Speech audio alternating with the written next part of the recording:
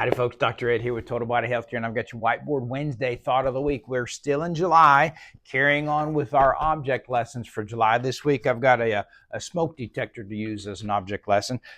Does anybody enjoy getting woken up at 2:30 in the morning when the battery's going off telling you it's a low battery? No, of course not. It's actually kind of funny. When I was at Lowe's getting this smoke detector for the object lesson, while I was there looking at them, one of the ones in the packages was actually beeping that it had a low battery. That's kind of funny, particularly since these things are guaranteed for 10 years now. How long's it been sitting on the shelf?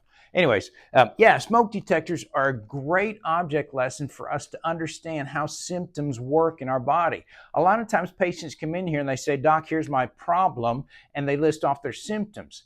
Symptoms are not the problems. Just like a beeping smoke detector that is detecting smoke, that's not the problem. Let's say that there is a fire in your house and the smoke detector is alerting you to that. The noise that it makes is quite annoying. Obviously, it's designed to be that way to get you into action. But there's a couple of lessons to learn about with the smoke detectors here. Number one, when it's going off, you got a couple of options. One of the options is when you get to the smoke detector, you can grab a newspaper, magazine, something, and then fan the ceiling up there by the smoke detector to get the smoke away from it, and it would stop beeping at you, right? That doesn't fix the problem, though. The problem is the actual fire. You need to put out the fire, and then the smoke detector will stop going off. That's number one. Number two, where the smoke detector is, where it's going off, again, usually is mounted on the ceiling or high up on the wall. Where it's going off most of the time is not where the fire is.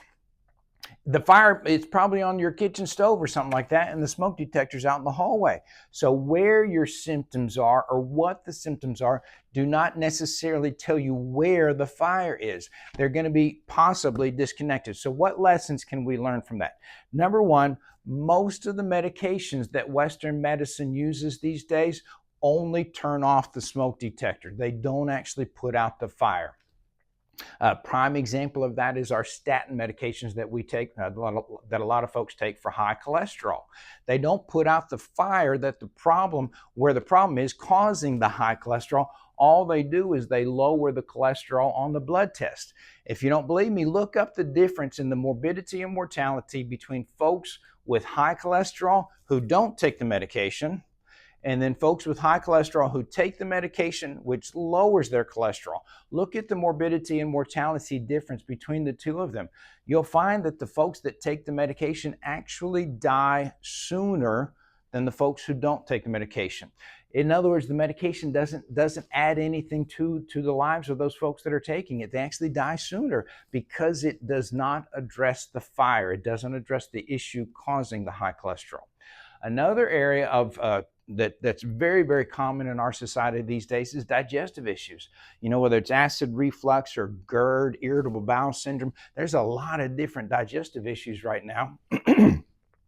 And a lot of folks think, well, it's because I'm not producing enough stomach acid, or I'm producing too much stomach acid, or there's not enough enzymes. They think there's something wrong with their digestive system, and that's actually not the case for a lot of folks. I can't make an umbrella diagnosis for everybody, of course, but one thing that we do know today is that we are very sympathetic driven in our nervous system. What does that mean to your digestive system? Well, we've talked many, many times about the sympathetic and parasympathetic divisions of our nervous system. In other words, the fight or flight, the rest and relax.